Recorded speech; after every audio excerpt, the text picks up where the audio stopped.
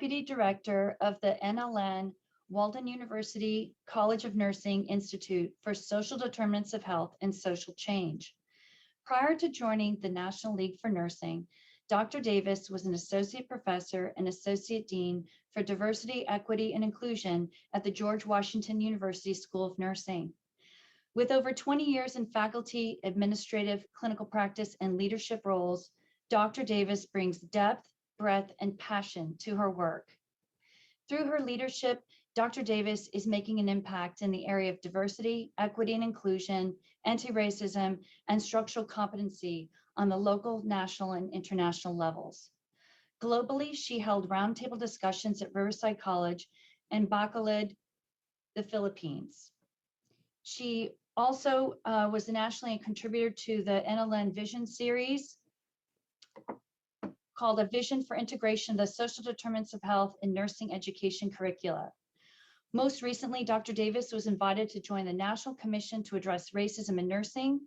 And locally, she was the principal investigator on a photo voice project called The Social Determinants of a Heart Healthy Community that was exhibited here at the Smithsonian National Museum of African American History and Culture. Dr. Davis's research interests include disparities and inequities in health and social and structural determinants of health. She recently co-authored an article in Academic Medicine with Dr. Emery O'Brien entitled Let's Talk About Racism, Building Structural Competency in Nursing. In her executive leadership roles, Dr. Davis engages in systems level thinking to manage change, ensure relevancy, and chart the course for sustainability. Dr. Davis is board certified as an acute care nurse practitioner and is past president of the Nurse Practitioner Association of the District of Columbia. She is an AACN Wharton Executive Leadership Fellow, a Leadership for Academic Nursing Fellow, and a Fellow in the American Association of Nurse Practitioners. And most recently, Dr. Davis was named a 2021 inductee in the Temple University Distinguished Alumni Gallery of Success. Dr. Davis, welcome and thank you so much for joining us today. Dr. Anne-Marie O'Brien, thank you so much for that introduction. And I really enjoyed the keynote. I always enjoy learning from Dr. Dana Bowen Matthew. And good afternoon. I am delighted and honored to be a speaker at the 3rd Annual Health Disparities Conference hosted by Inova. I welcome each of you to this presentation and thank you for being here. The topic of my presentation is strategies for building clinician capacity to address structural racism and health equity within organizations. Next slide, please. I have no disclosures. Next slide, please. And so over the next 20 minutes, I am going to first frame my discussion by providing historical context for the relationship between health disparities, health equity, and structural racism. Next, I'll examine tools and strategies for building capacity to implement individual, team, community, and systemic change. And I will do that by combining the evidence with my experience and lessons learned. And then I'll wrap up by exploring the role of structural competency in disrupting and dismantling structural racism and advancing health equity. Next slide, please. In the early 90s, as a nation, we began giving serious attention to reducing health disparities.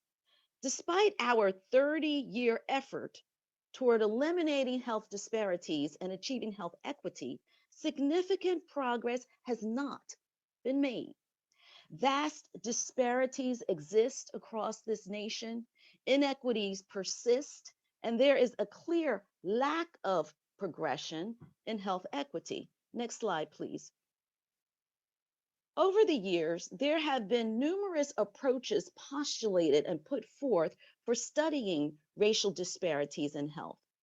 However, as W.E.B. Du Bois pointed out over a century ago, that's back in 1899, we can no longer ignore nor dismiss structural racism as a root cause of health disparities and inequities. Next slide, please.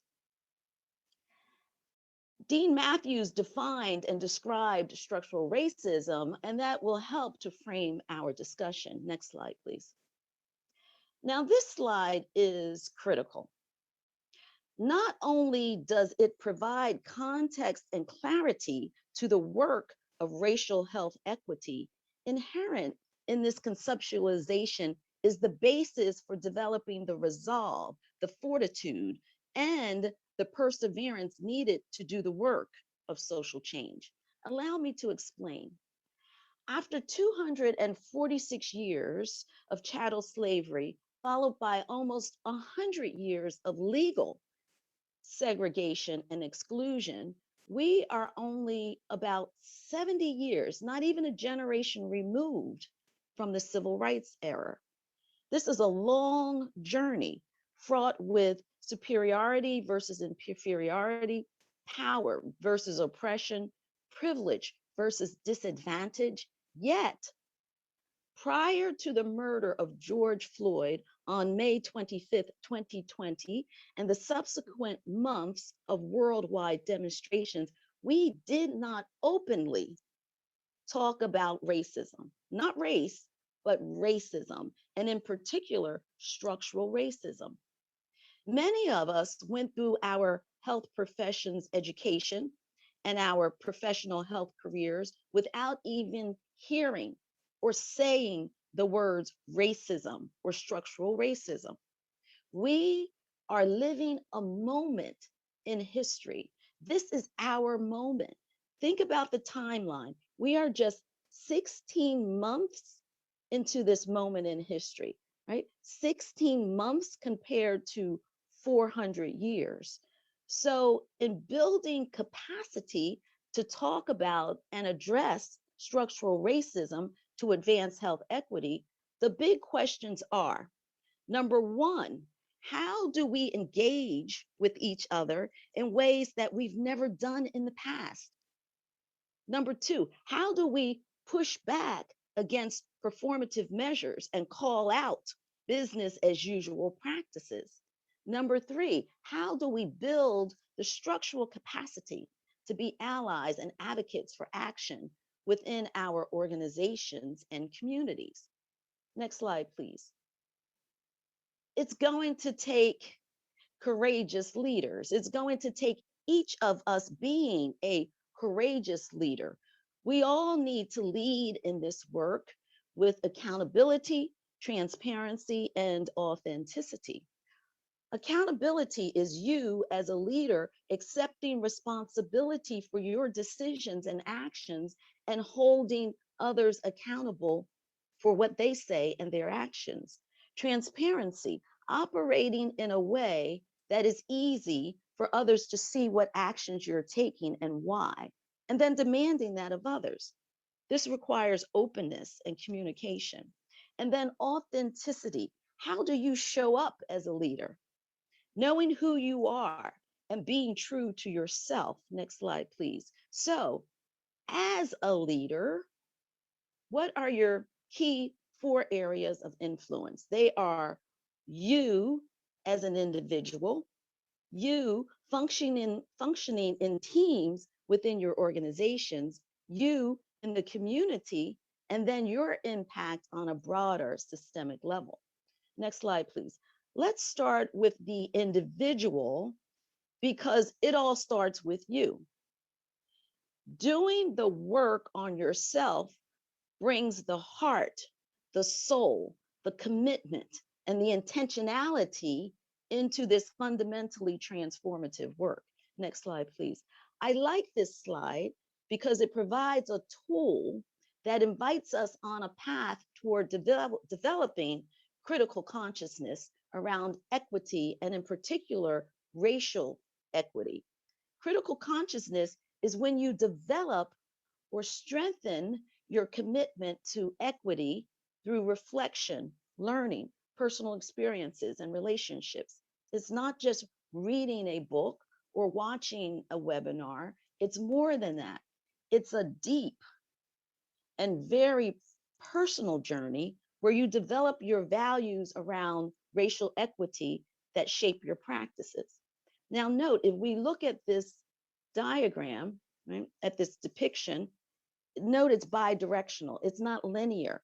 On your personal journey, you develop values such as humility, vulnerability, comfort with being uncomfortable so that you can take the next step to engage in necessary practices such as questioning, welcoming disagreements and tensions, and then using language intentionally. Next slide, please. It's important then to create opportunities for the personal growth journey to happen.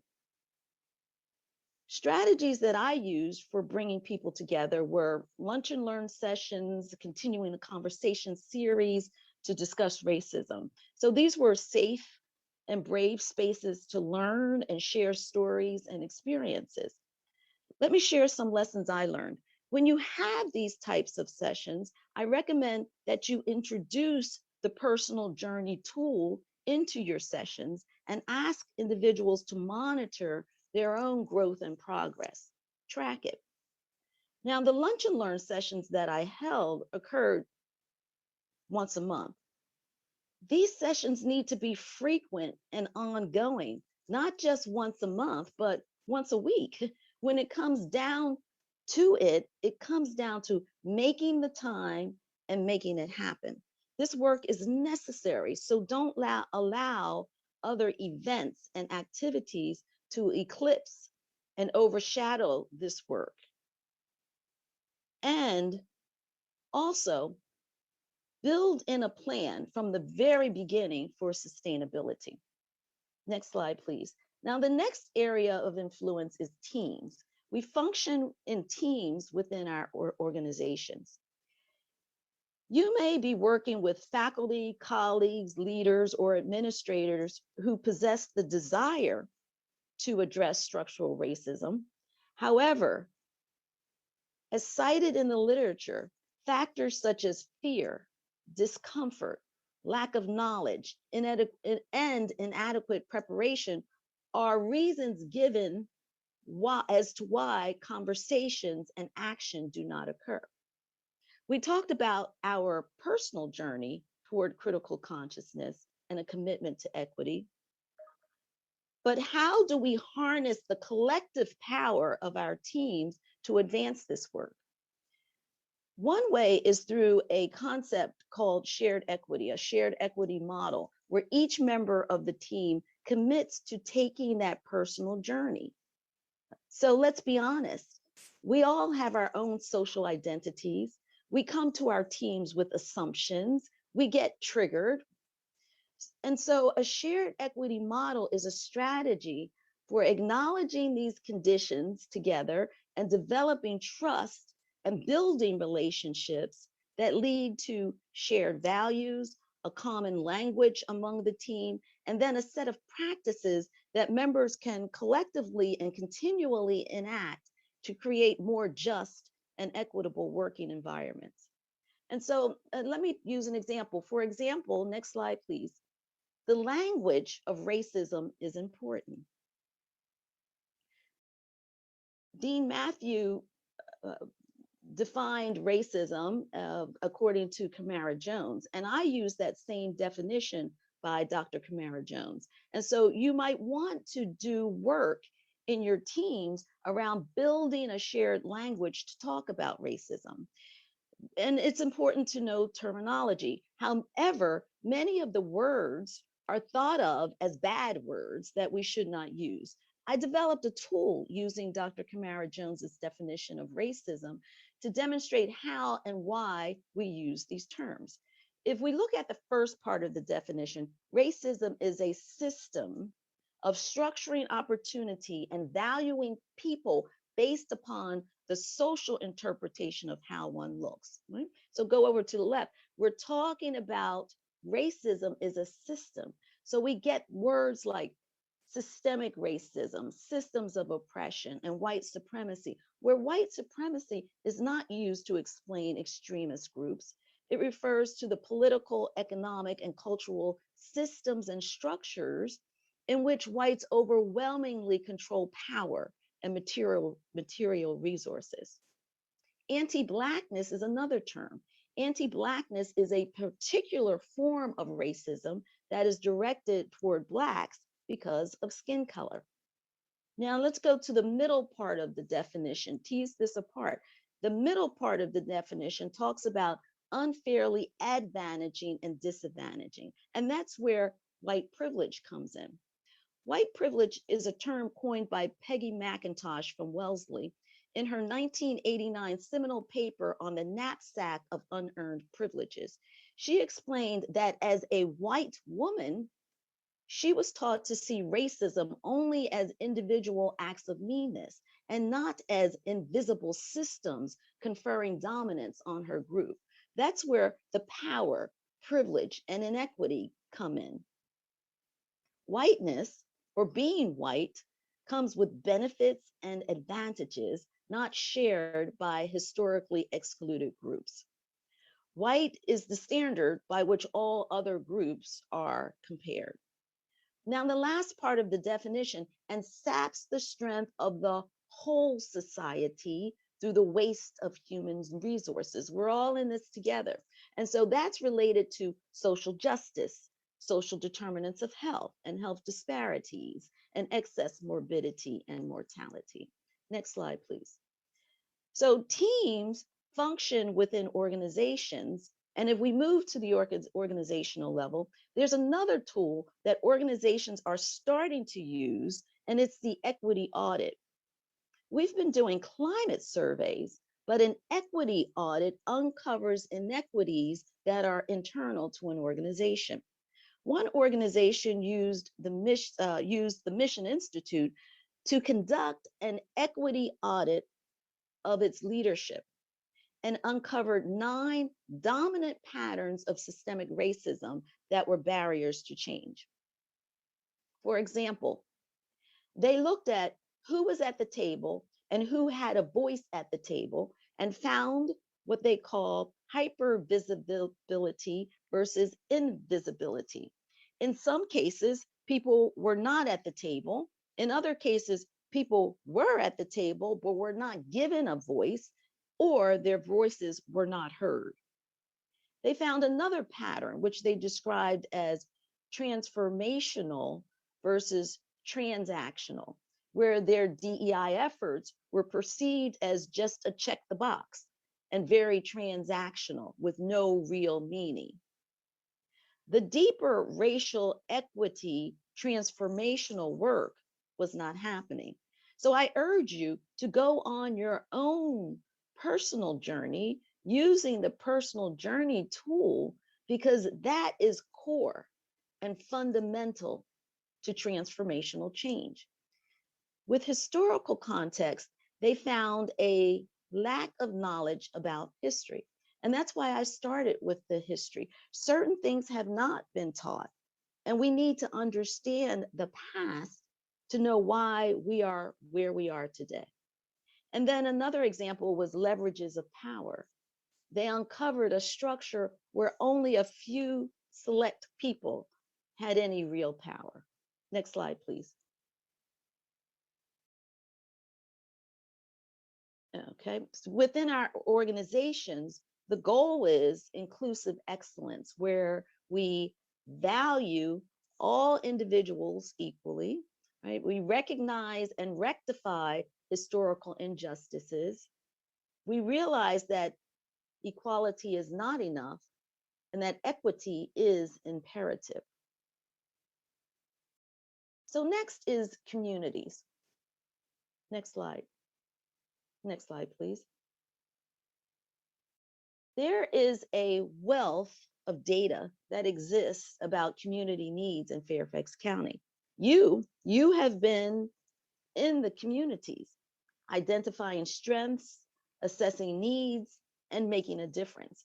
So the question now is, how do we build racial equity And how do we sustain this work? And then how do we get more providers involved?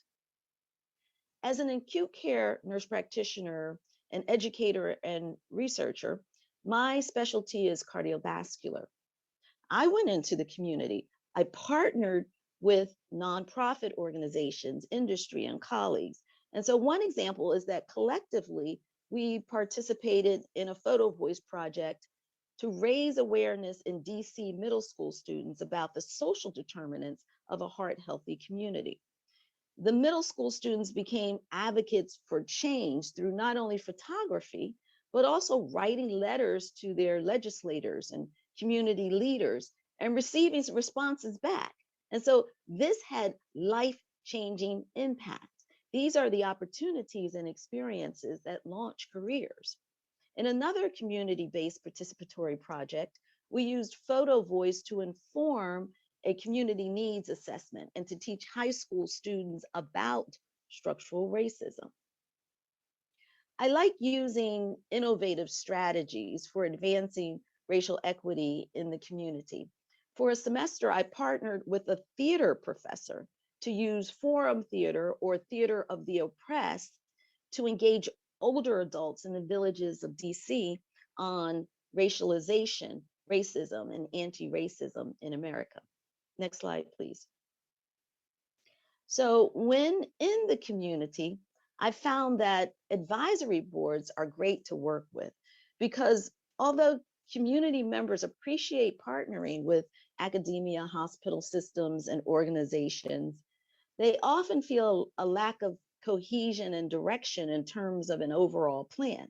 So, advisory boards help in not only formulating, but also conveying the big picture and how efforts fit together for an overall mission and vision. Next slide, please. And so, getting into the community is the perfect step toward systems level change. Working in the community helps to move upstream to affect policy. So, out in the community, we can join school boards, economic development task forces, and grassroots organizations to advocate, examine, and or change policies and practices. And so, get to know your legislators, visit their offices so that staff see you, know who you are, know what you do, and the work that you want to achieve. So they're waiting. They're there. They want to hear from you. And that's what it's all about, that partnering and being visible and making it known.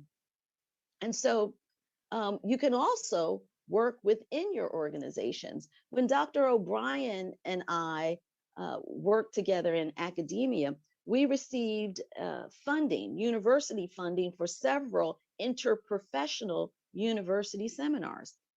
One was an income inequality seminar.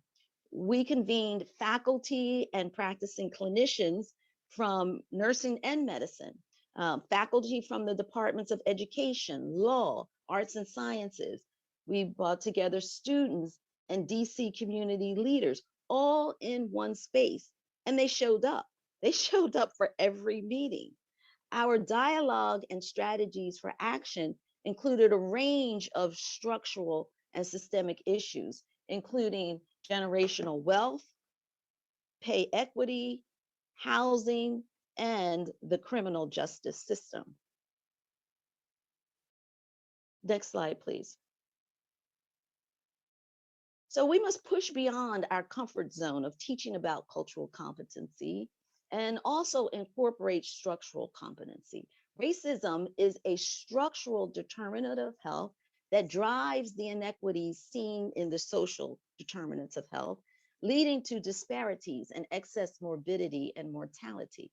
Next slide, please. So we must build structural competency to recognize economic, structural, and historical roots of inequity and confront stereotyping, bias, assumptions, and discrimination through dialogue about structural racism, and then our actions to achieve racial health equity and social change. Next slide, please.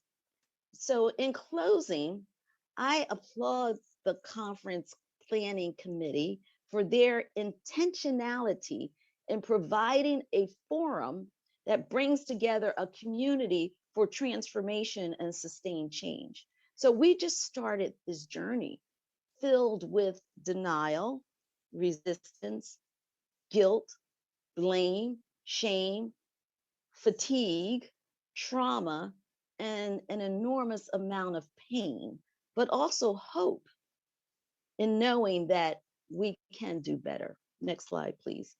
I've enjoyed my time with you. This is my email address. Please do not hesitate to reach out. Thank you. Dr. Davis, that was outstanding. Thank you so much. And I only wish we were all together so we could see you and you could see the audience. We we only have a few minutes, but there was a really good question here that I wanted to ask you, and it's a long one, so be ready. But I think it's one that speaks to some of the work you were talking about.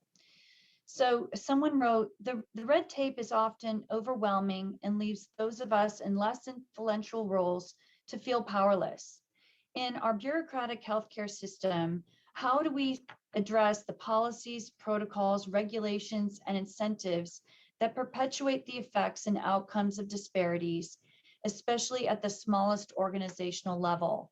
So they go on to say, really kind of how do we overcome the ability to monitor equitable practices when there's issues around money and logistical constraints? So I think about the role you're doing now, and you're really trying to help the next generation of nurse leaders to think about our healthcare system. What might you suggest? Yes. So thank you very much for that question. And this is at the crux of what we're doing. As I said, this is something very, very different for us, right? And so what it's going to take is, as Dean Matthews said, we need the diversity, right? That's first. That's first. We need the diversity. And I cannot overemphasize what I said about that personal journey, because we all need to lead in this. And so what we need to do is really develop those values. So those values are that's what's going to push this. That's what's going to give like I call it, the heart, the soul, the intentionality, the courage to speak up, the courage to form partnerships and groups and collaborations, the courage to have the voice so that the voice is raised to say, we're not, this is not acceptable. To stop the dichotomy of saying one thing and doing another. So it's going to take representation. It's going to take constant, nonstop pushing forward on these issues. Dr. O'Brien, I didn't mean to interrupt you. Oh, you didn't at all. I wanted to check in with you related to that issue, because I think it resonated for so many of us. You talked about that personal journey, and you talked about this in the work we've done before.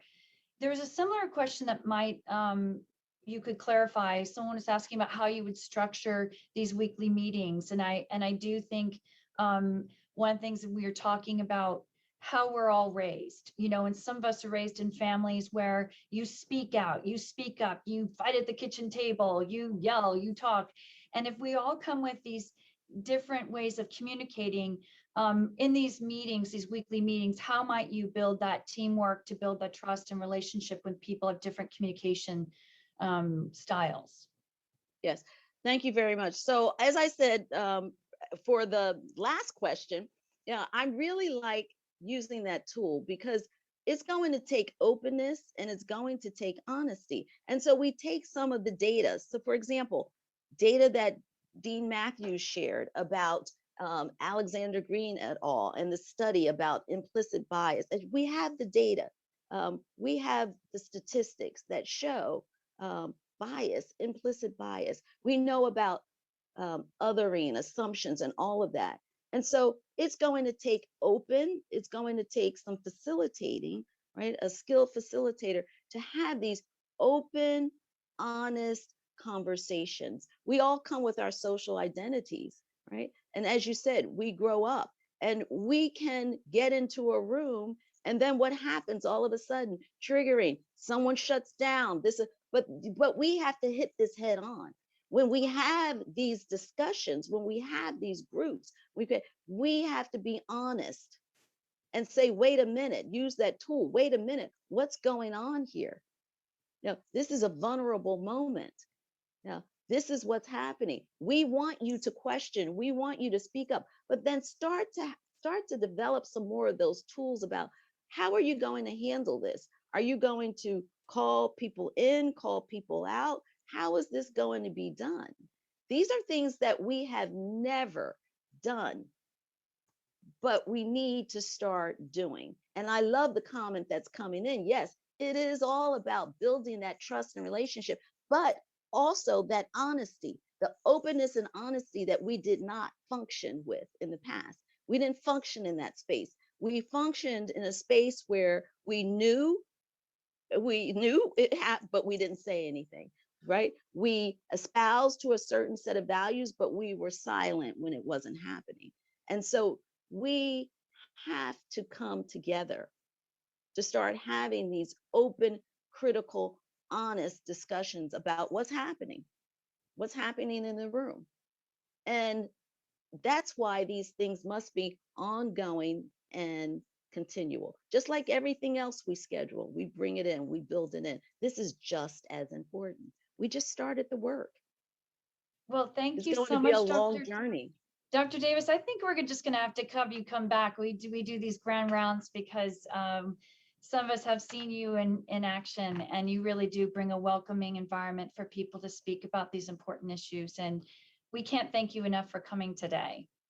Thank you. Well, Pleasure to be here. Thank you. And now I'd like to hand it over to Chris Miller, my colleague, to speak about the work we do with iTHRIV. Hi, everyone. My name is Chris Miller, and I'm the Partnership Manager at the Integrated Translational Health Research Institute of Virginia. We call it iTHRIV. I'm going to give you a brief overview of iTHRIV, including how iTHRIV relates to other research institutions funded in the same way that we are, examples of what we're doing, and then how you can find out more. Next slide. I have nothing to disclose. Next slide. So iTHRIV is funded by the CTSA, a program in NCATS, which is a center at the NIH. So let me clarify that. The National Institute of Health, or the NIH, has a center called the National Center for Advancing Translational Sciences, NCATS. This center works to improve the translational research process to get treatments to more patients more quickly. Translational research is what takes scientific discoveries made in the lab, in the clinic, and out in the field and transforms them into new treatments and approaches to medical care that improve the health of the population. You can see on here, there are 5 NCAT focus areas, and I'm going to quickly go through them. Community engagement. Community engagement needs to be in all aspects of research, from the ideas of research projects to how the research is conducted, to the way the research results are shared.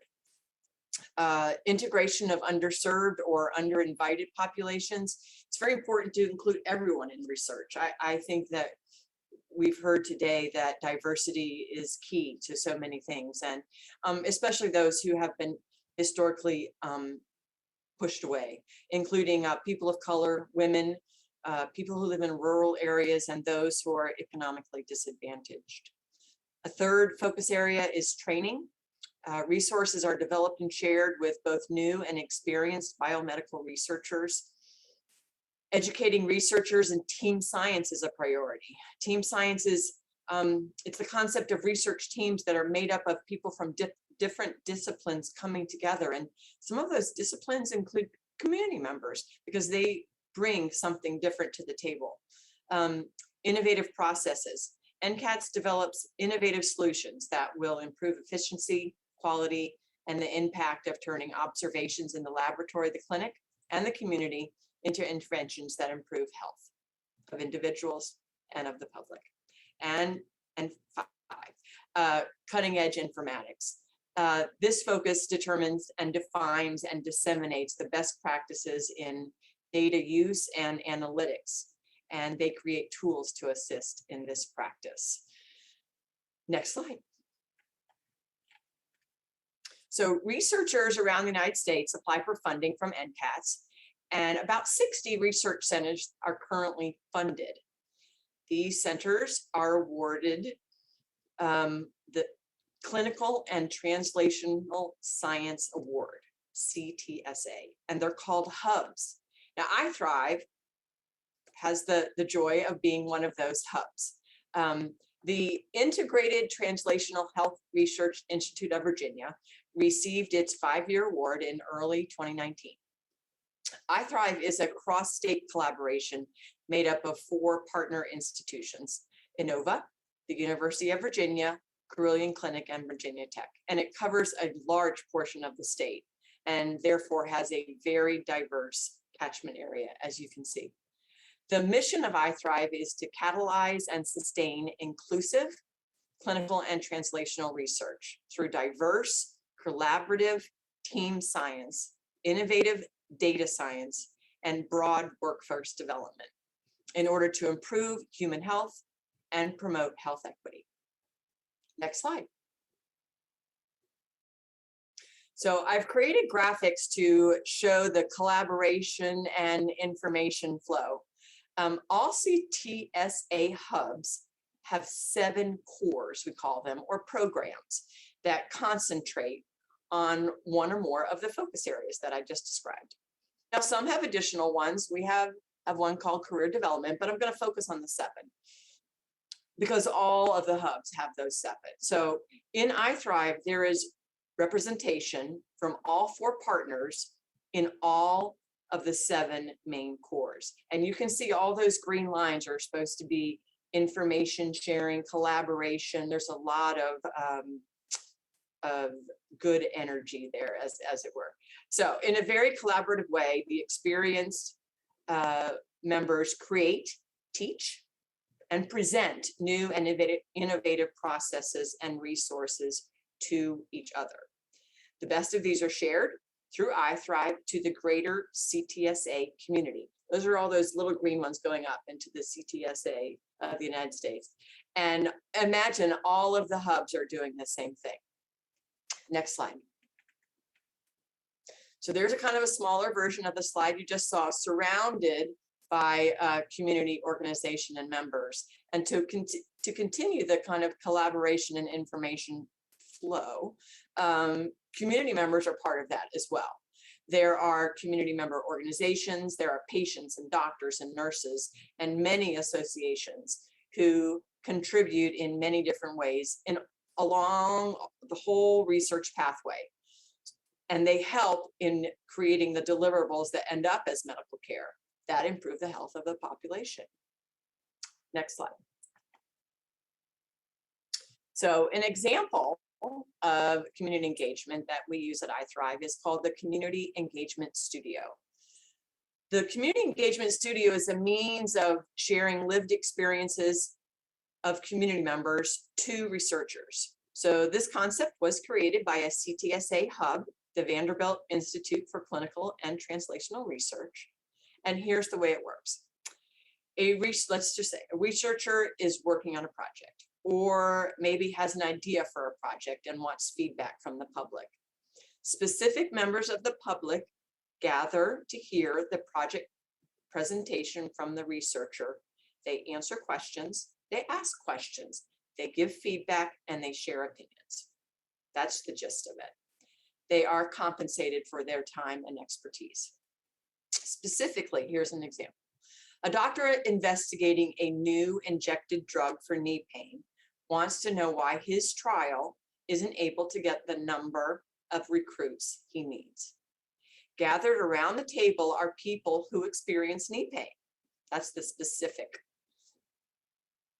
public that I was talking about. It doesn't matter what caused the knee pain. There are a variety of ailments. but he's stunned to learn how many of those people around the table are uncomfortable with needles. He is asked if his clinic is on a bus line. This is a very shortened version of the studio, but he leaves the studio with information that will change the way he interacts with his patients. He presents his project and maybe even conducts his research from what he heard from those community members in that arena. I believe it is next page. Let's see. Yeah, next slide, please. So iTHRIV knows research is better with input from the community. So we have a survey registration form that we use to gather information from people who are interested in being part of iTHRIV. Maybe they sign up to be part of a studio. Maybe they want to be part of a community advisory board. There are a number of opportunities. But community engagement in all areas of research, as you know, is a focus area for NCATS and for iTHRIV. And there are many, many ways for community members to be part of research. I encourage you to, if you are interested, to sign up on this registration form.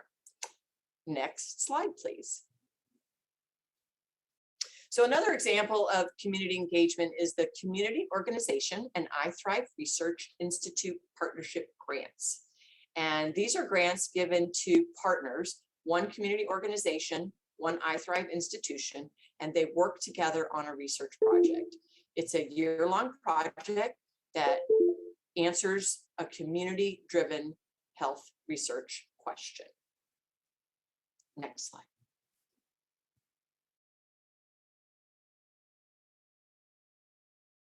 Can you turn to the next slide?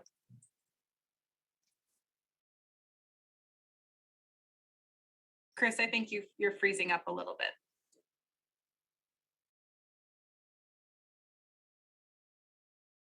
I'll go ahead and jump in while Chris is getting her connection fixed. But just to give you an example, this slide shows some of the projects that have been funded over the last few years. And you can see that they're kind of throughout the state of Virginia, and they're also different partnerships to work on different aspects of health and social determinants of health and health equity. Chris, are you with us? I am. I'm sorry. I don't know what happened. No problem. I just spoke about the grant. So if we want to move to the next one, you can jump back in. Okay. Well, that was mainly a one for you guys to just read. So that was perfect timing. So how do you find out more about iTHRIV? So on the screen right now in my slide is a little picture of what we call our iTHRIV portal. And I'm sure you can see the 4 different arrows, and the 2 of the arrows that are pointing that way are the links. One you can see is the portal link. The second one on the bottom is for our website.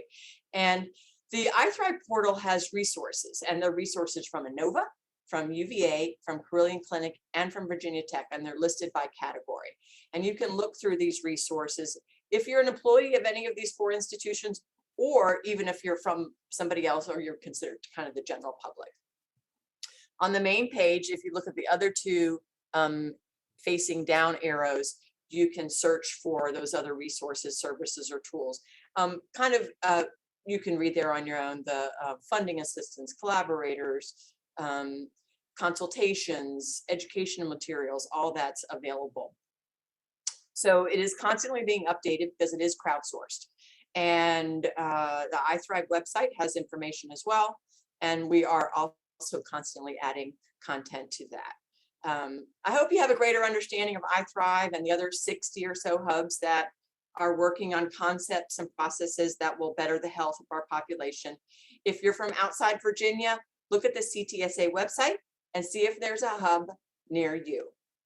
So we're going to take a break. We will have the panel members' names and the agency on the screen during the break. We'll not be able to get to all the questions today. I saw there were quite a few in the chat. But we will use your questions to help us inform our future events. So please note that after the panel discussion, we will post the links and to evaluations and how you can obtain your credits if this is of your interest. And this information will be emailed to you if you provided an email address upon registration. Thanks, everybody. We got about 6 minutes before I can, we're going to start again. So 6 minutes, go take a quick break. Thanks, y'all. Bye. Thanks, Chris.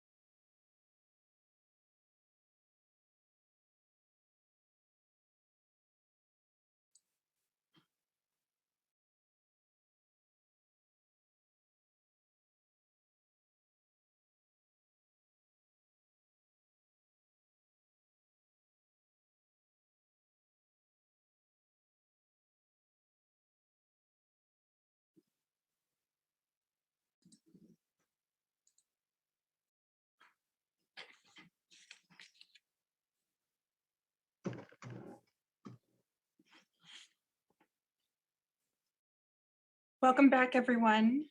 Hello, I'm Lee Guarinello. You've heard my voice a few times throughout the day. I'm one of the directors of community relations and outreach here at Inova. I'd like to introduce Dr. Stephen Jones, President and CEO of Inova, to share a brief remembrance of a dear friend of all of us on the conference planning committee and here at Inova.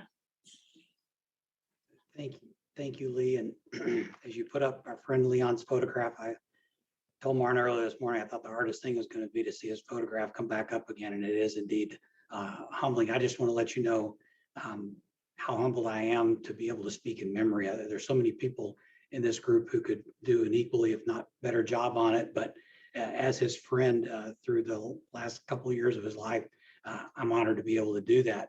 I thought a lot about what to say. And just like in the days after his passing, I just kept coming back and hearing his voice. And those of you who knew Leon know exactly what I was talking about. You know, his voice just carried power. And at his funeral, when I spoke on this, I recall the time when it hadn't been very long before.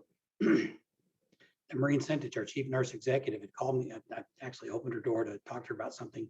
And she was excited. And she said, step in, it's Leon, it's Leon. I'm thinking, what the heck? And I look in and I didn't have to get over to the screen because I heard his voice coming through on a Zoom where he was in a similar setting to this, was out there sharing his wisdom on topics of diversity, equity, inclusion, belonging.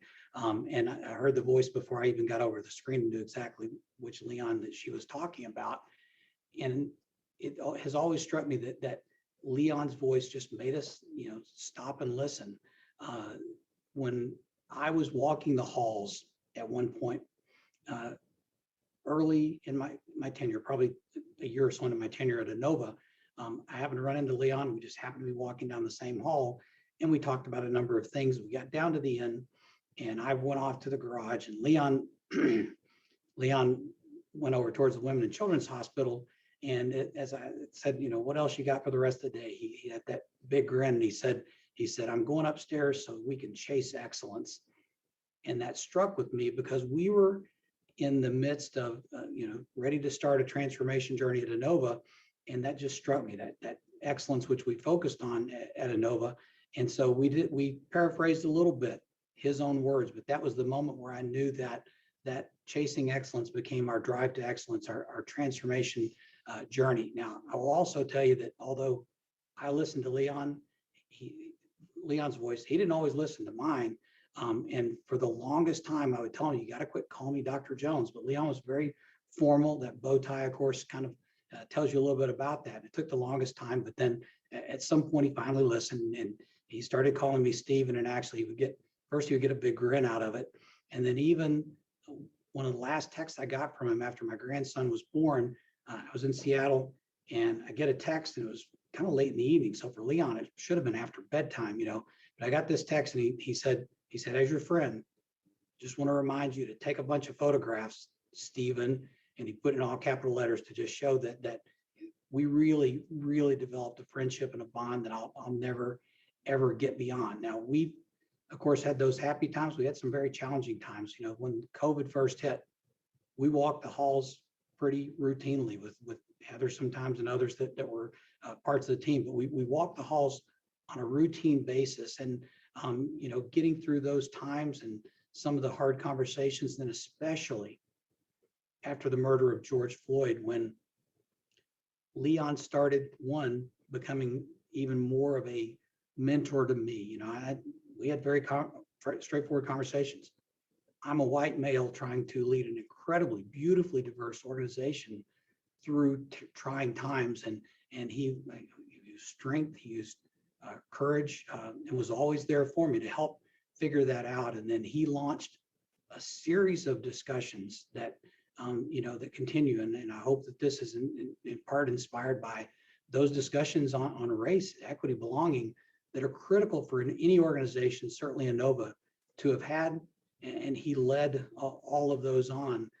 And importantly, after a number of those discussions and a number of our one-on-one discussions in which I could ask him anything, and he never treated me as if I was as uninformed as I knew that I was, we had discussions on the fact that not being racist was not good enough. And that was a striking time when we delved deep in that. And so I remember the pride in his voice when I was able to tell him that we've looked at this from all angles, and your perspective is clear here, that Inova has to be an anti-racist organization. So this work continues. And I think that if we can make that real, not just make it a declaration, then he will have an impact forever. And I know that I don't think Leon really wanted to be remembered from any of the discussions we had, but he wanted to be remembered for having, or he wanted his impact to endure. And that's the one thing that I think that I see so promising, and why I'm humbled to be able to talk to you. So he had that impact on our organization. He had it statewide and nationwide. I had a number of people reach out to me after his passing and let me know his impact on them as individuals and as leaders. I'd connected him literally probably the day or two before he learned of his diagnosis that led to his ultimate passing. I connect him to a colleague of mine I'd known for my whole career, who's taken the leader of diversity inclusion at a large university. And when I talked to that person, I said, hey, I know a guy who can really help you get off to the right start.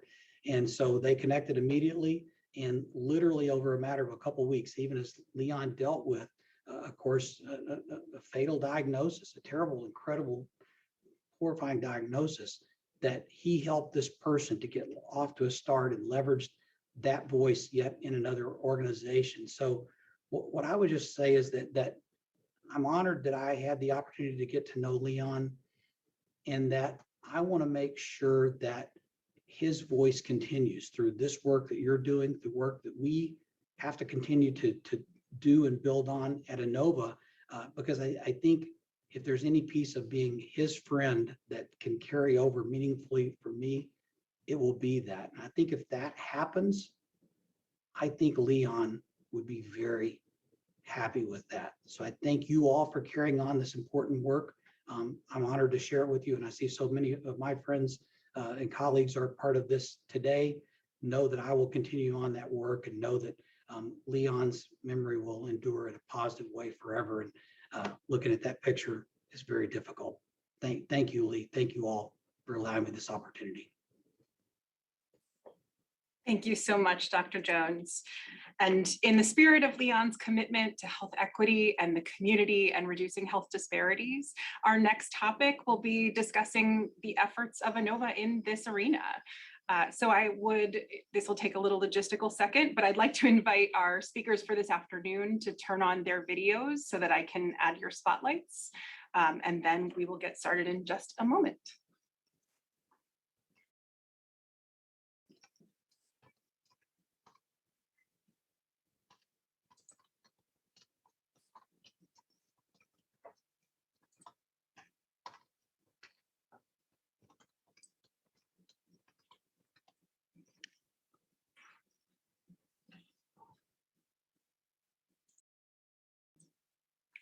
Trying to get our little Brady Bunch squares put together.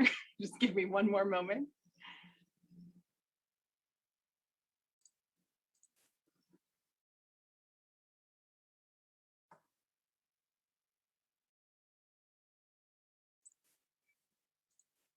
All right, great. I think we've got everyone. Let me confirm, I don't want to leave anyone out. Okay, great. Thank you all so much for being here today. The goal, and sorry, Dr. Francis. I'm going to go ahead and mute everyone. Just give me a second, and then I will ask you to unmute as we go along. Oh. Yes. Dr. Francis, can you hear me?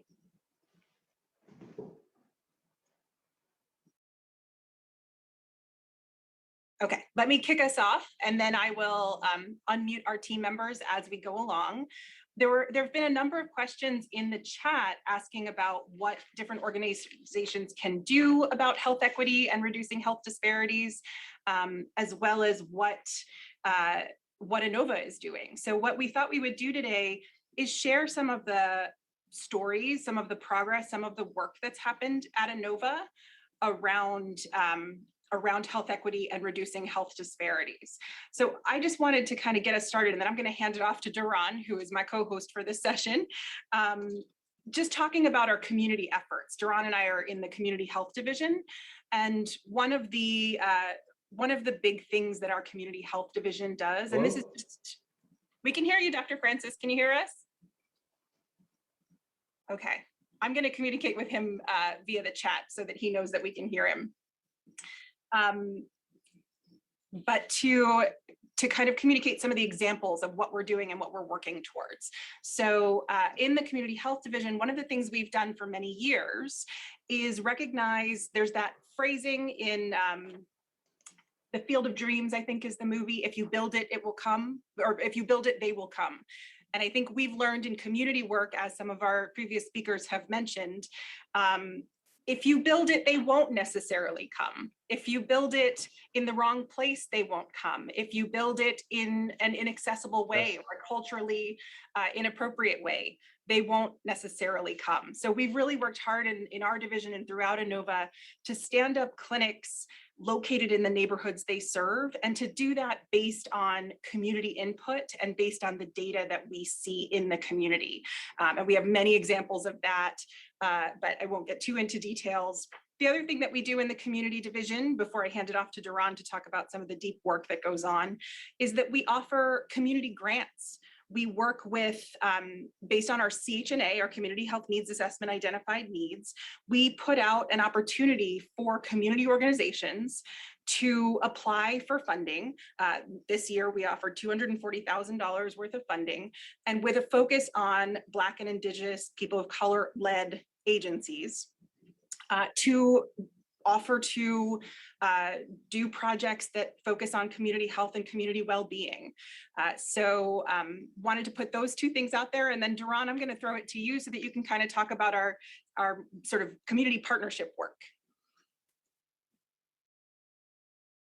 Thank you, Lee. So building strong community relationships to inform the work that we do has become vital as COVID has highlighted many disparities and challenged healthcare access and really achieving holistic health equity for not only individuals, but communities at large.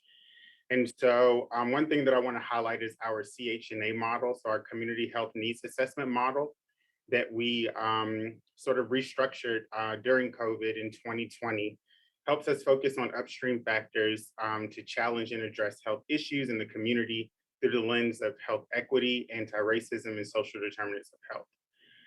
We utilize steering committees, which are multiple levels of leadership across all 5 hospitals and outpatient sites to push health-focused or equity initiatives across the system. Our action committees, which are derived from our Community Health Needs Assessment model, are our regional partnerships with communities that are comprised of impassioned Inova team members and community stakeholders and partners that really help us do the work in the community, such as capacity building, working on grants. We utilize a model called Presence is the Present, which we coined from one of our community partners, which really focuses on us addressing health issues directly in the community with community members and putting health professionals that look like the community in front of them, so that they get trusted messaging. And, you know, in order to really capitalize on trusted messaging, we utilize community health workers now in our division, which I'm really happy about, to really get that integral communication to community members who might not be trusting. And we'll talk about this a bit with Dr. Francis, his work on COVID messaging. And then Inova as an anchor institution, we really are trying to push our visibility and perception with regard to our drive towards equity and achieving and being experts on health equity. And so as an anchor institution, the goal is to use data to visibly show our progression towards equity with regard to workforce development in our workforce and community capacity building and place-based investing. So us using businesses that are led by, you know, BIPOC representation that show that we're invested in the community. Lee? Thanks, Duran. So I as many of us know who work in this space, HR, human relations, has been integral to diversity, equity, and inclusion efforts in many healthcare systems, including Inova. Our team members are part of our community, so everything Duran just said about the community is relevant to our team members as well. So I'd like to welcome Lo King. She is the Assistant Vice President of Human Relations, and she's going to tell us a little bit of what the HR team has done in partnership with the Inova team members. Thanks, Lo. Thank you. Thank you so much for having me a part of this committee and to speak with this group. I really feel honored. Thank you. And it's always amazing to hear about what your organization does from the people within the organization. So thank you, Duran. A lot of that was extremely enlightening. Thank you. I mean, we can talk on this call for days and days about why diversity and inclusion is important. And I'm an HR nerd, so some of the things I'm going to say are things like team member engagement and things of that nature. But by far, I think the most important reasons for diversity and inclusion are our patients and our team members. We serve a diverse community with a very diverse patient population. And a diverse workforce allows us to better understand the needs of our patients, sometimes beyond medicine, and determining the best way to meet those needs, every single patient, every single time. So I'm very proud of that. As for our team members, I mean, we're in the midst of a pandemic and social unrest. That hasn't gone away at all. And our diversity and inclusion has never been more important. It's critical not only for our health, but for our well-being. None of us are one-dimensional. So more than ever, we are right now being pulled in multiple directions, whether it's Black Lives Matter, All Lives Matter, Blue Lives Matter, Democrat, Republican, pro-vaccination, anti-vaccination. Right now, there's really no room for indifference anymore. So what can be more critical for our team members to feel valued, not just because they're part of the Inova team, but being valued because of their uniqueness. Dr. Davis referenced early on this call, on this panel, about courageous leadership. My goodness, courageous and servant leadership is the only leadership we can have that can lead us during these times. She referenced accountability, transparency, and authenticity. I want to let you know that at Inova, our leadership, we walk the talk. We completely understand the assignment. This concept is cascaded from our executive leadership. Dr. Jones referenced the murder of George Floyd and how we came together as a group. But what he didn't tell you is that he partnered with our chief people officer and called a group of us. And this was a call to action to support our team members. And during the call, we weren't given directives. You know, Dr. Jones asked us, what can we do? How can we support our team members? I'm not Black, so I don't know. I'm not of color, so I don't know. And there were a handful of us from very diverse backgrounds that helped lead the charge in supporting our team members. And by far, this was probably the greatest moment of humility and courage that I've seen in any organization. I can say that I've always felt valued as a team member at Inova, but that at that very moment, I felt valued because of my unique differences. And we brought up the picture of my friend Leon, and it was just even hard to put something in the chat. He was my sparring partner in all of these initiatives. And I have to tell you, as a group, as multiple members of a diverse community, young people, people of all races, older employees like myself, more seasoned employees like myself, we work together to combat, some of the impacts that we have. And what's most important is to prepare our leaders for those conversations, because they come up every day in our workplaces.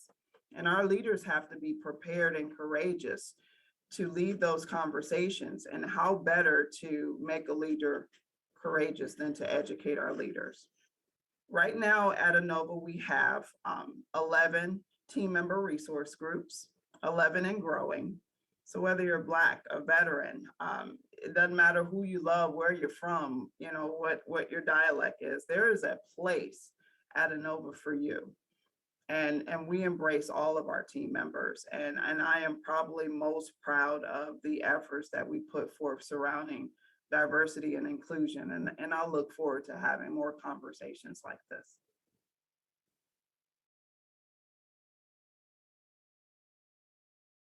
Thank you, Lo.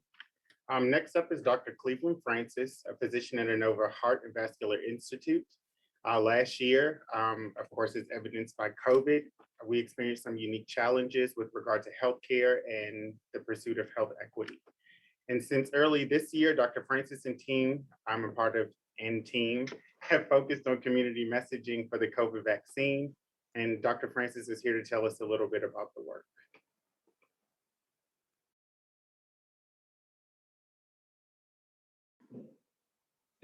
Can I go forward? Okay. I want to say I enjoyed the speakers, and this conference is absolutely wonderful. I've learned so much today, and it just has fired me to go forward with what we're doing. But I've been working with the vaccine hesitancy initiative here at Inova, and this was one of the most intriguing projects that I was involved in, because Dr. O'Connor asked me to look into why there were such hesitancy among African Americans, and that was my goal, to go and try to find this out. It turns out it was really access, and that quickly got resolved. What I did find out, we're a community, and everybody was involved in hesitancy. That turned out to be the key thing that we would be working on for the next 4 or 5 months, and that it was involved in all segments of our society. So we just cast a broad net. We decided to develop a multicultural, multilingual approach, and I was happy to involve many of the members of the Inova family, involving communication, languages. We started out with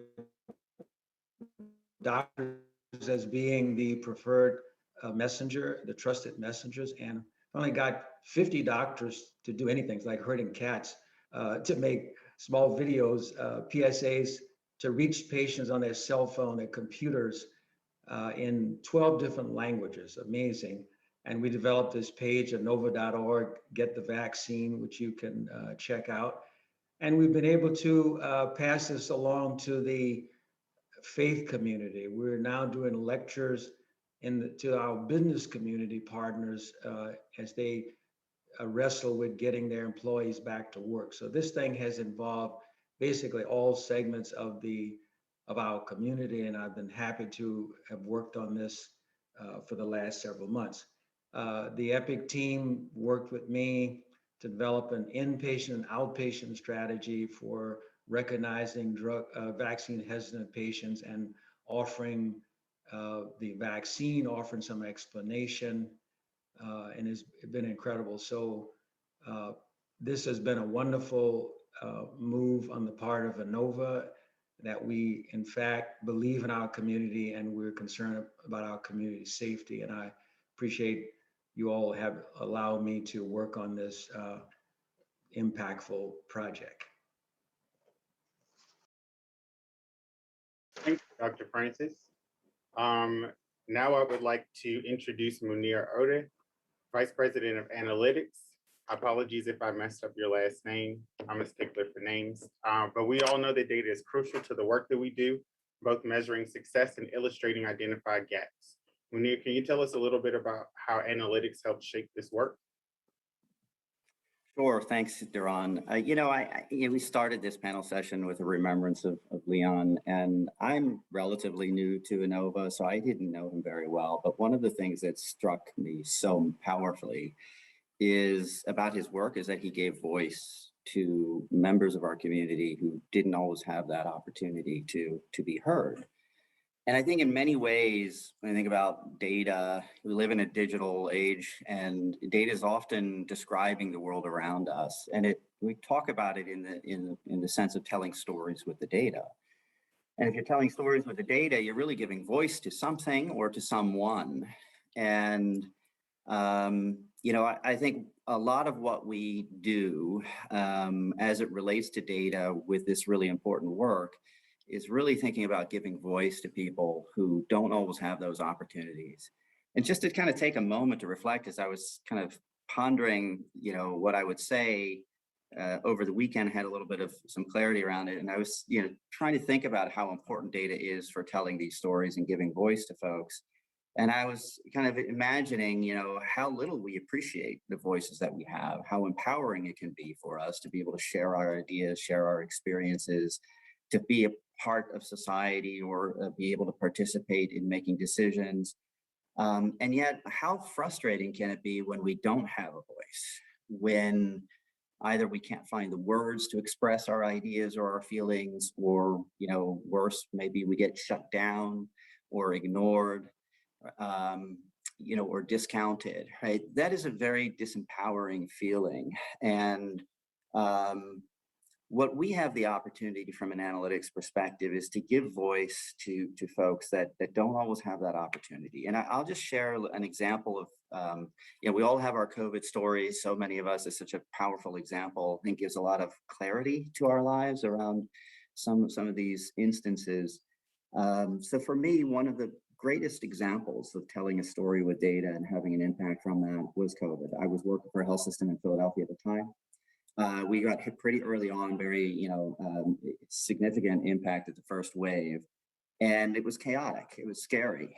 But one of the decisions our leadership said very early on is we want to understand this from the perspective of its impact on all members of our community. And we had already built relationships with folks to be able to begin to analyze this information from an equity lens perspective. And so one of the things we looked at was access to testing. As we all recall, in those days, getting access to testing was a real challenge. And, you know, in the confusion of the day, you know, a lot of voices out there, and we didn't really know exactly what to do. We did some analysis, found the hotspots of where the testing need was greatest. We looked at where the testing sites were, and we kind of like showed the map. And I remember presenting this to the senior leaders of our health system, and I was interrupted. And the question was, you know, because we found that there was a testing desert where there was a hot spot, there was no testing available, and it was in the backyard of one of our hospitals. And when I pointed that out, immediately the head of the health system asked the chief operating officer, you know, why don't we have a testing center there? She immediately looked into it. Before the meeting ended, you know, they had identified a location within days that it was up and running. Now, I don't know if that decision saved anyone's life. I don't know if it prevented or slowed the spread of the disease. What I do know for sure is that that analysis gave voice to that community. And now there were a lot of voices at that time, but very clearly, once you showed the data, the decision was made. I've never seen a decision made that quickly in my life. Now, COVID had that sort of effect on us. But the other thing that it's shown us is that the media, the social media, our community, they're now looking to us. They want to know what we have to say about the health of our communities. And it's obviously within the lens of COVID, but I don't think that's going to go away. And now we're part of this conversation with our communities, and we have the opportunity to really provide a lens into health equity and disparities that will drive conversations. And as a result of those conversations, hopefully we can be a part of shaping solutions that will address that. So, you know, I'll leave it with this final message. You know, I think we have a powerful voice. The data can give voice to those underprivileged. And when we take that equity lens and apply it to all of our clinical excellence measures, as Dr. Chappie Venkatesan has pointed out, then we really start to understand, and we ask ourselves those tough questions about what we can do to affect that. And a big part of the foundation, Karen Berube, has been a tremendous leader about making sure that we get the information around race, ethnicity, language, the REAL initiative that she's launched, as well as social determinants of health, where we can start to understand what are the contributing factors to these health inequities, and how can we then try to work with our community partners to address that. So, you know, we look forward to being a part of that. We're at the very early stages of that process. Thank you so much, Munir.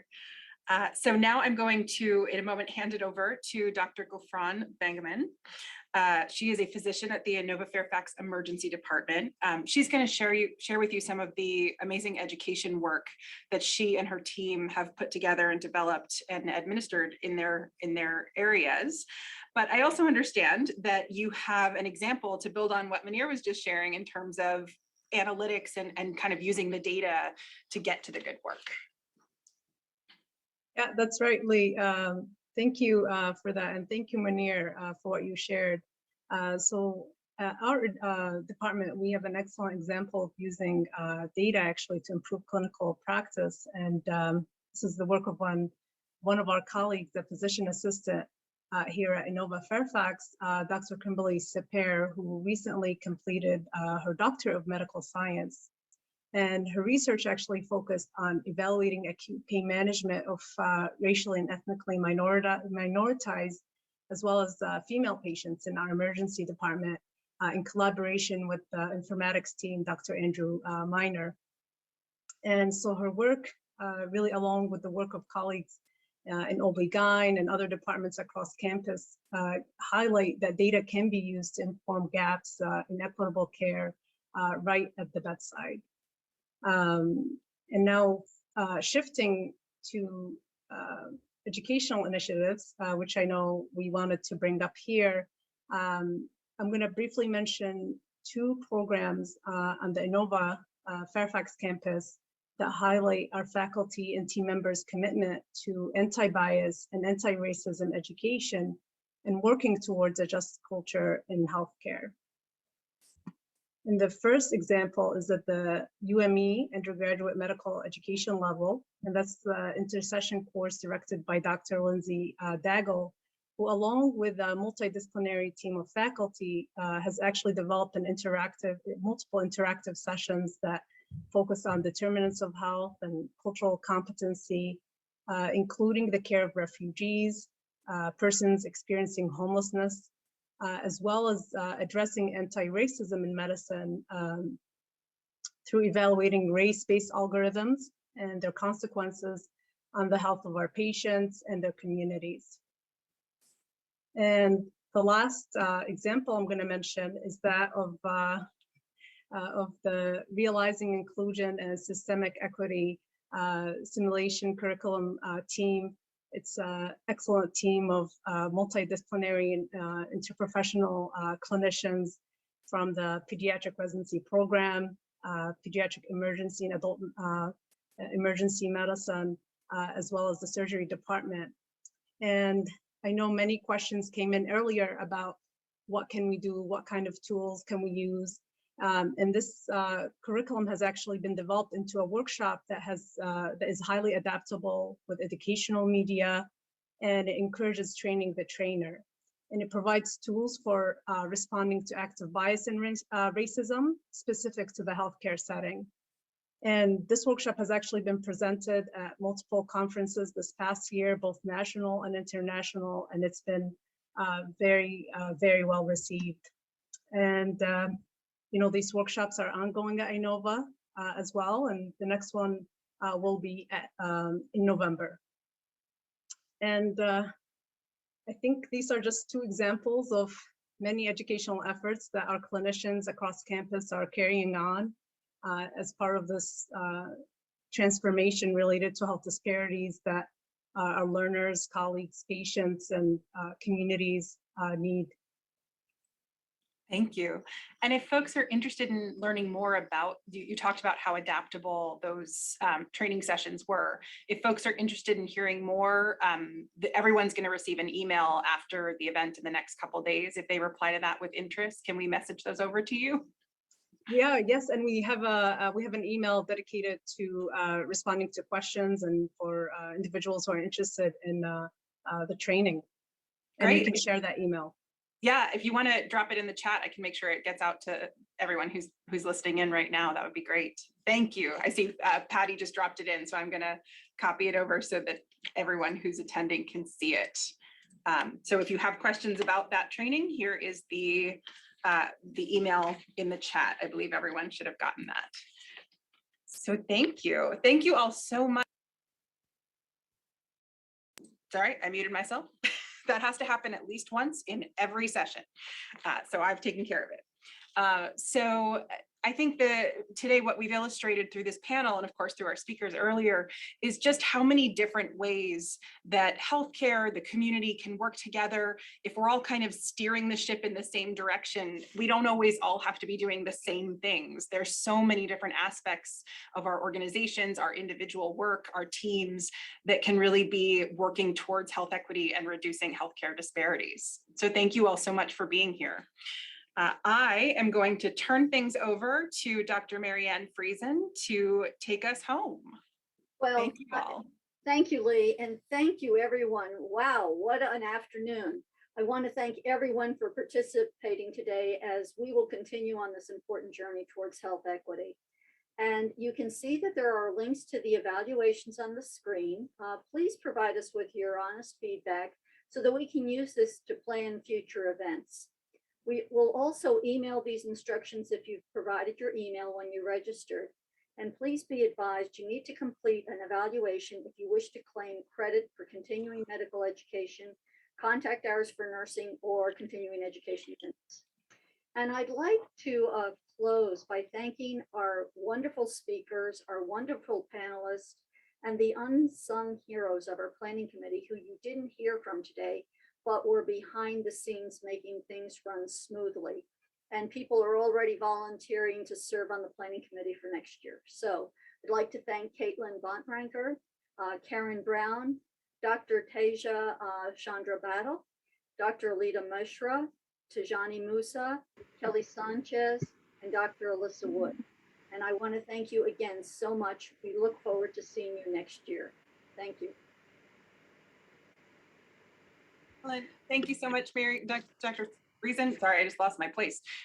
This is the general evaluation here. This slide here just offers you additional details on how to obtain credits, whether that's continuing medical education, nursing, or CEUs through George Mason University. So these resources will also be emailed to you. So again, thank you, Dr. Friesen, and thank you everyone for being here today. We look forward to seeing you next year for the 4th annual Healthcare Disparities Conference. Take care.